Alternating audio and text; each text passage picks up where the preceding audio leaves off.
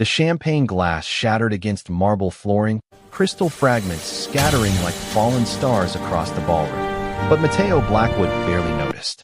He was too busy staring at the woman in silver who'd just crashed into him, her eyes wide with mortification behind a delicate lace mask. "Oh my God, I'm so sorry." She frantically tried to dab at the champagne spreading across his designer tuxedo. "I'm such a klutz. I didn't see you. I was backing away from the table and—" "Hey." His hand caught hers, stopping the nervous dabbing. "It's okay. Really." Their eyes met. Time stuttered. 5 years later, Matteo would still remember this moment with perfect clarity. The way the chandelier light caught in her dark hair, the flush spreading across her cheeks, the feeling that the universe had just shifted on its axis. But right now, in this moment, he only knew one thing. He needed to know her name. He started. "Would you like to get some air?" she blurted at the same time. They both laughed, the tension breaking. "Yes," he said. "I'd like that very much." He didn't know it yet, but this collision, this perfect, champagne-soaked accident, would change everything. Present day, Matteo Blackwood's penthouse apartment overlooked the city like a throne room overlooking a kingdom. Floor-to-ceiling windows displayed the glittering skyline, each light a reminder of the millions of people who knew his name, his face, his statistics down to the decimal point. But tonight, like most nights, Matteo sat alone in the dark. His phone glowed on the glass coffee table, screen filled with notifications he had no intention of answering. Messages from women whose names he'd already forgotten, though he'd spent exactly one night with each of them. Invitations to parties he wouldn't attend. Interview requests he'd decline. He picked up the phone, scrolled through the messages with mechanical precision, and set it back down without responding to a single one. This was his life now. Had been for 5 years. The city lights blurred as rain began to streak down the windows. Matteo stood, walked to the glass, pressed his palm against the cold surface. His reflection stared back, the face that graced magazine covers and energy drink advertisements, that made teenage girls scream and grown men ask for autographs. The untouchable star. He almost laughed at the irony. If they only knew how accurate that title was. How he'd made himself untouchable, built walls so high even he couldn't see over them anymore. "The last girl I kissed," he whispered to his reflection, "was 5 years ago." His chest tightened with the familiar ache of remembering. The silver dress, the lace mask, the way she'd laughed at his terrible jokes, the dance that had felt like flying, the kiss that had ruined him for anyone else. And then she disappeared, leaving only a single earring pressed into his palm and the echo of her words, "So you don't forget tonight." As if he could ever forget. Matteo turned away from the window, away from the memory, and headed to his bedroom. Tomorrow was a game day. He needed focus. Discipline. The same iron control that had made him a legend. But as he passed the dresser, his eyes caught on the small velvet box he kept in the top drawer. Inside, nestled on black silk, was a single silver earring. He'd kept it for 5 years. Looked at it every night. A talisman. A reminder. A punishment for the greatest mistake he'd ever made, letting her walk away. Not that he'd had a choice. She was Nolan's little sister. Off limits. Untouchable in her own way. The universe had a cruel sense of humor. Matteo closed the drawer and climbed into bed, staring at the ceiling, knowing sleep wouldn't come easy. It never did. Not when his mind was full of silver dresses and lost chances and the persistent, painful knowledge that he'd found something perfect and let it slip away. 5 years, 60 months, 1,825 days of following the rules he'd made that night. No attachments. No second chances.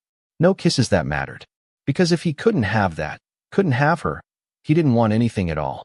Little did Matteo know, the universe was about to laugh again. 3,000 miles away, Lilian Rose sat in a nearly empty coffee shop at 2 in the morning, laptop screen casting blue light across her exhausted face. The design wasn't working. No matter how many times she adjusted the color palette, tweaked the spacing, reorganized the user flow, something was off. Her eyes burned. Her back ached. Her third espresso had gone cold an hour ago. But she couldn't stop. Perfection was close, just out of reach, and Lilian had never been good at giving up. Her phone buzzed. A message from her brother Nolan. "Hey sis, you still awake?" She smiled despite her exhaustion. Nolan knew her too well. "Unfortunately." "What's up? Remember that job transfer you mentioned?" Still happening? Lilian's fingers hovered over the keyboard. The transfer.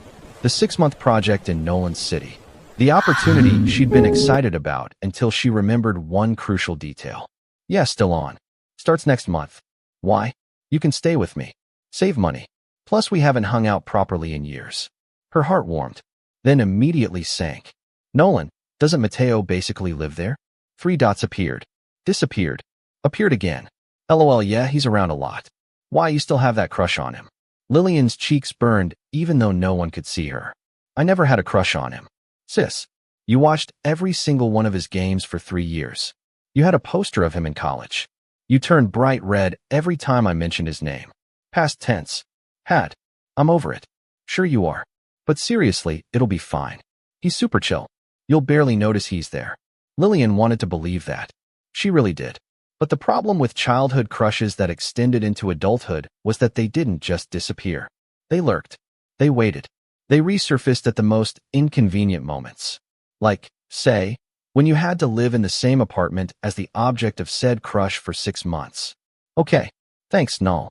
I appreciate it. Anytime. Hey, random question. You ever been to the charity Masquerade gala? Lilian's fingers froze on the keyboard. The Masquerade. 5 years ago. The stranger who danced with her, kissed her, made her feel seen in a way no one ever had before or since. She'd kept the memory locked away. A perfect moment she'd pull out on bad days when she needed to remember that magic was possible. Once. Years ago. Why? Just remembered you mentioning it. See you next month, sis. Lilian closed her laptop and stared at the dark screen, seeing not her reflection but the ghost of a memory. A man in a black mask, eyes she could never quite remember the color of, a smile that had made her heart forget how to beat properly. She'd spent 5 years trying to find someone who made her feel even a fraction of what that stranger had. She'd dated. She'd tried. But every relationship had fallen flat, measured against one perfect night with someone whose name she'd never learned. Time to move on, she told herself firmly. It was 5 years ago. Just a moment. Just a dance. But as she packed up her things and headed home through empty streets, she couldn't shake the feeling that the universe was laughing at her. And the universe, as it turned out, had excellent comedic timing. The first time Lilian saw Matteo in person was at a university football game when she was 19 and he was 22. She'd come to visit Nolan, who was showing her around campus, introducing her to his friends. And there he was. Matteo Blackwood wasn't just attractive. That would have been manageable. He was magnetic. The kind of person who shifted the energy of a room just by entering it. Tall, athletic, with dark hair that fell just slightly too long and eyes that seemed to see right through you. He'd been laughing at something one of his teammates said, head thrown back, completely unself-conscious. Even then, before the fame and the magazine covers and the legendary status, he'd had presence. Who was that? Lilian had whispered to Nolan. Oh, that's Matteo. My best friend. Forget it, Lil. He's way out of your league. Those words should have been enough. Should have nipped the crush in the bud. Instead, they'd done the opposite. Because Lilian Rose had never responded well to being told she couldn't have something. She'd watched him from a distance that day. The way he moved. The way he talked to people. Really listened. Made them feel like they were the only person in the world. The way he'd caught her staring once and smiled. A small quirk of his lips that had made her stomach flip. Then he'd gone back to his conversation, and she'd become invisible again. That was 8 years ago. 8 years of watching his career skyrocket. 8 years of telling herself she'd get over it. 8 years of that smile living rent-free in her head. And now she was moving into his apartment. Well, Nolan's apartment. But Matteo was apparently there constantly. This was fine. She was fine. She was a 27-year-old professional woman with a successful career and a healthy emotional life. She could handle being in proximity to a childhood crush. Right? Lilian stared at herself in the airport bathroom mirror, giving herself a pep talk that wasn't working. You are mature. You are over this. You are definitely not going to make a fool of yourself. Her reflection didn't look convinced. Her phone buzzed. Nolan, landed yet? Just did. Grabbing luggage now. Cool. Matteo's picking you up actually. I got called into work. That okay? Lilian's stomach dropped into her shoes. What? He offered. Didn't think you'd mind. See you at home. No, no, no, no, no. Lilian muttered, frantically typing. Nolan, I can just take an Uber. But the message showed as read with no response. Her brother was a traitor. A well-meaning traitor, but a traitor nonetheless. Lilian took a deep breath, squared her shoulders, and headed toward baggage claim with the determination of a soldier heading into battle. She could do this. She could absolutely handle one car ride with Matteo Blackwood without embarrassing herself. Famous last words. Matteo stood in the arrivals area of the airport, hands shoved in his pockets, baseball cap pulled low, sunglasses on despite being indoors. His usual disguise. It didn't always work. He'd been recognized twice already, but it was better than nothing. He was doing Nolan a favor. That's all this was. His best friend needed someone to pick up his sister, and Matteo had a rare afternoon off. Simple. Easy. No big deal. Except it was a very big deal. Because Nolan's sister was Lilian Rose, the girl from the Masquerade. The one who disappeared 5 years ago after pressing her earring into his palm and kissing his cheek. The one who'd haunted every day since. The one he'd been carefully avoiding thinking about for the past 2 weeks, ever since Nolan mentioned she'd be staying with them. Matteo hadn't told his best friend about the Masquerade. Hadn't told anyone. It was his secret, his memory, his perfect moment that existed outside of time and consequence. But now she was coming here. Would be living in their apartment. Would be unavoidable. And Matteo had no idea how he was going to survive it. He checked his phone. Her flight had landed 10 minutes ago. She'd be coming through those doors any moment. His heart hammered in his chest. Ridiculous. He was Matteo Blackwood. He'd played in championship games in front of 100,000 people. He'd done interviews with the world's toughest journalists. He'd faced down defenders who wanted to physically harm him. But the thought of seeing Lilian Rose again made his palms sweat. The doors slid open. People streamed through. Families reuniting. Business travelers rushing past. Tourists looking confused. And then he saw her. Time didn't stop. It simply ceased to matter. She looked different than she had at 19. More polished. More confident. She'd cut her hair shorter, just past her shoulders.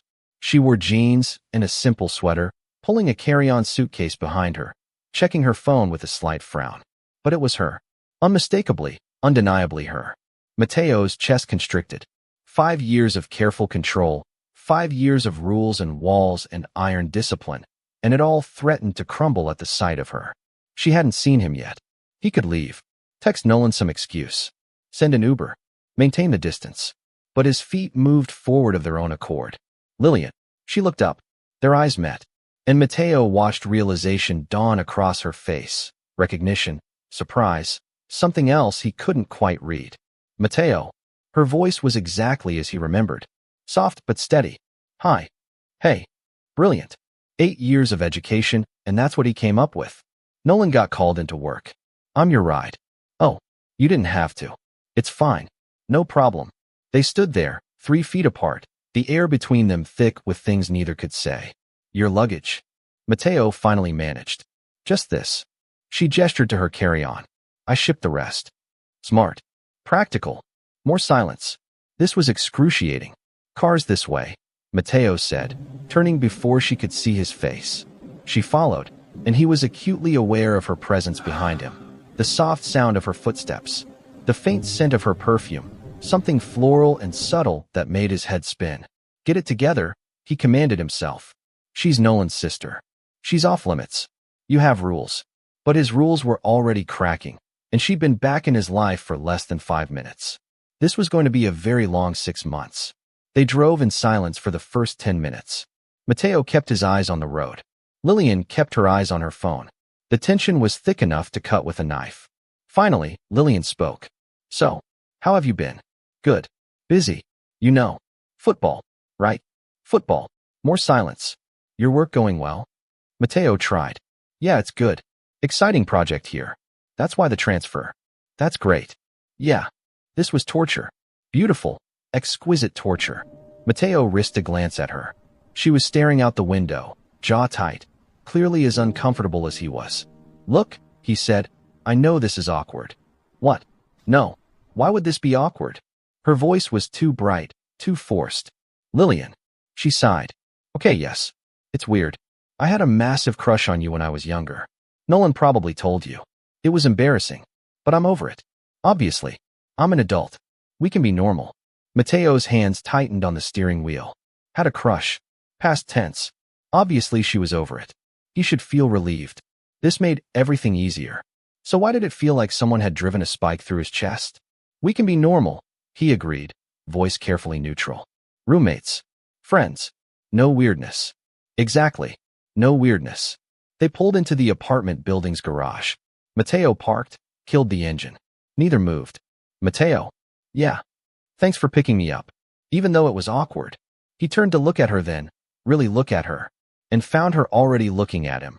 Expression open and honest, and so painfully familiar it hurt. Anytime, he said softly. For a moment, something passed between them. A flicker of recognition. A spark of possibility. Then Lilian blinked, and it was gone. Should we head up? Yeah. Nolan should be home soon. They got out of the car. Matteo grabbed her suitcase despite her protests. They rode the elevator in silence, standing on opposite sides, both staring at the numbers as they climbed. When the doors opened on the 15th floor, Matteo led the way to apartment 1507. He unlocked the door, pushed it open, gestured for her to enter first.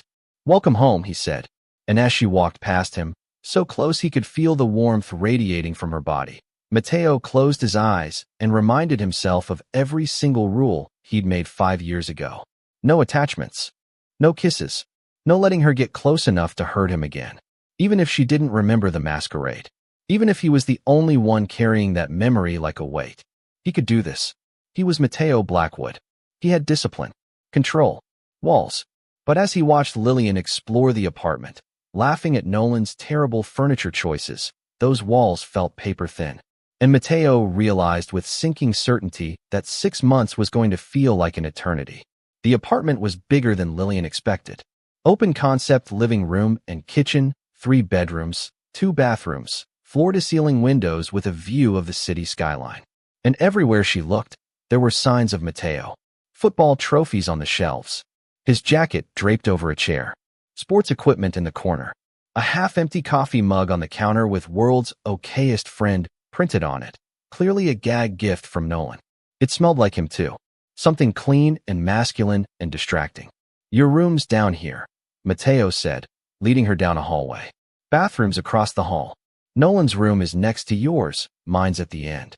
He opened a door to reveal a decent-sized bedroom with an actual bed frame, a desk, and, bless him, curtains that actually blocked light. This is great, Lilian said genuinely. Way better than my last place. Nolan mentioned you were in a shoebox in Tokyo. It was cozy. It was 90 square feet. Very cozy. Matteo almost smiled. Almost. But he caught himself, expression shuddering. I'll let you get settled. There's food in the kitchen. Help yourself to whatever. He was already backing toward the door. Matteo. He stopped, hand on the doorframe. Yeah. Why are you being weird? I'm not being weird. You are. You're being. She searched for the word. Distant. We barely know each other, Lilian. The use of her full name stung. When Nolan talked about her, Matteo had apparently always called her Lil. But now it was Lilian. Formal. Creating distance. Okay, she said slowly. But we're going to be living together for 6 months. We don't have to be best friends, but we also don't have to be strangers. Something flickered across his face. Pain maybe. Or regret. It was gone too quickly to tell. You're right. Sorry. I've got a lot on my mind with the season starting. It was a lie. Lilian could tell. But she didn't know him well enough to call him on it. No problem. I'll just unpack. Cool. Welcome home, Lil. There it was. Lil. So casual it hurt. He left, closing the door behind him. Lilian sat on the bed and took a deep breath. This was going to be fine. Awkward for a bit, but fine. They'd find their rhythm. Become friendly roommates. Maybe even friends. And she'd definitely get over this stupid, persistent crush that apparently hadn't died despite 8 years and 3,000 miles of distance. Definitely. Her phone buzzed. A text from her best friend Maya. How's it going with the football god? Lilian groaned and flopped backward on the bed. Kill me. He's being weird, and I'm being weird, and everything is weird. Give it time. You'll warm up to each other. Or we'll avoid each other for 6 months, and I'll move out having never had a real conversation with him. That seems dramatic even for you. You don't understand. He's even more attractive in person. It's unfair. How is one person allowed to look like that? LOL, you've got it bad, babe. I know. Help me. Can't help you. This is a disaster you have to walk into on your own. I'll bring wine to the aftermath. You're a terrible friend, but an honest one. Lilian smiled despite herself and tossed the phone aside. Time to unpack. Time to settle in. Time to start this new chapter of her life. And maybe, if she was lucky, time to finally get over Matteo Blackwood. Though luck, she was beginning to suspect, had never been on her side. 2 weeks passed in awkward cohabitation. Matteo left for training before Lilian woke up. She worked from the apartment, video calls and design mock-ups consuming her days. He'd come home in the afternoon, shower, disappear into his room.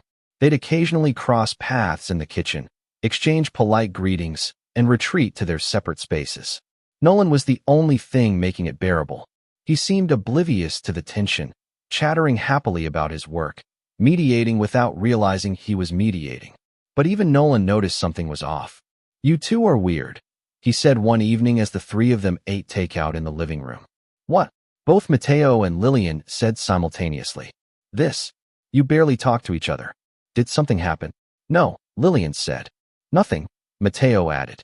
Nolan looked between them, suspicious. "Uh-huh. Sure.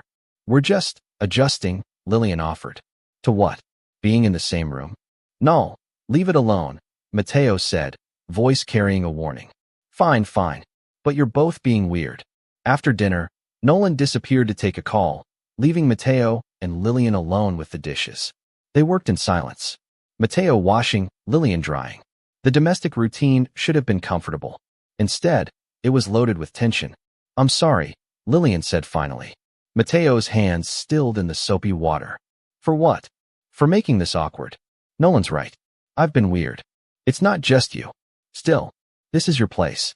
I'm the intruder. I should be making more of an effort." Matteo handed her a plate, their fingers brushing.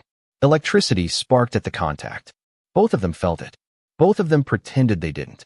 "You're not an intruder," Matteo said quietly. "You're Nolan's sister. You're welcome here. But you wish I wasn't."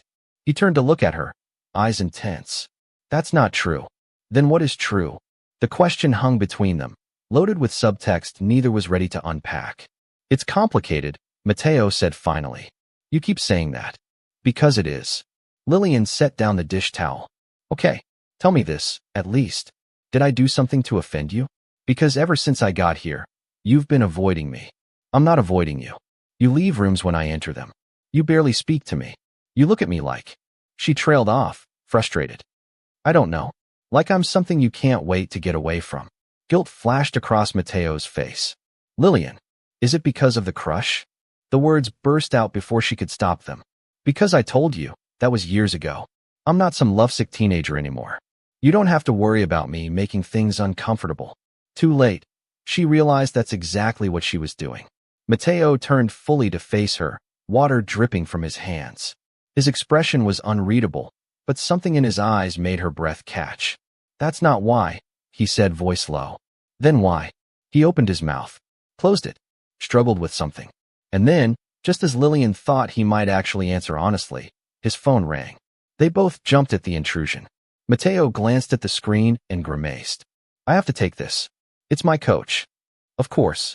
He grabbed a towel, dried his hands, and answered as he walked toward his room. "Hey, coach. Yeah, I can talk." The door closed behind him. Lilian stood alone in the kitchen, surrounded by half-dried dishes and the ghost of a conversation that never happened. "Complicated," she muttered to herself. "Everything with you is complicated." She finished the dishes herself, each plate dried with increasing frustration. Whatever was going on with Matteo, whatever reason he had for being so distant, she was done trying to figure it out. She'd be polite, professional, cordial, but she was done trying to break through walls that clearly didn't want to be broken. If he wanted distance, fine. She'd give him distance. 3 days later, Lilian came home late from a dinner with colleagues to find the apartment dark except for the glow of the TV. She assumed Nolan had fallen asleep watching sports again. But as she moved closer, she realized it wasn't Nolan on the couch. It was Matteo. He was sprawled across the cushions, tablet in hand, watching what appeared to be game footage. He had headphones in and hadn't noticed her arrival. Lilian should have announced herself. Should have said hi and gone to her room. Instead, she found herself pausing, watching him. This was the Matteo the world didn't see. Unguarded. Focused. Still wearing his training gear, hair damp from a recent shower. There was a plate of half-eaten dinner on the coffee table. Pasta, from the look of it. He'd cooked for himself, which was rare. Usually he ordered in or ate at the training facility. He reached for his dinner, realized the fork was on the far side of the plate, and stretched to grab it without taking his eyes off the screen. The movement pulled his shirt up slightly, revealing a strip of skin. Lilian quickly looked away, embarrassed by her own noticing. Are you going to stand there all night, or are you going to say hi? She jumped. Matteo hadn't moved, hadn't looked up, but apparently he'd noticed her anyway. Sorry, didn't want to disturb you. You're not. He paused the footage and pulled out his headphones. How was dinner? It was such a normal question. The kind of question roommates asked each other. The kind of question they hadn't been asking. Good. Intense. My new bosses. She searched for a diplomatic word. Demanding. Demanding good or demanding bad. Time will tell. Matteo nodded, gestured to the other end of the couch. Want to sit? Or are you tired? Lilian hesitated. This felt like an olive branch. Maybe even the start of that rhythm she'd been hoping for. I could sit for a bit. She settled on the opposite end of the couch, tucking her feet under her. The TV screen showed frozen footage of a football play, players captured mid-motion. Studying? She asked. Analyzing. Game next week.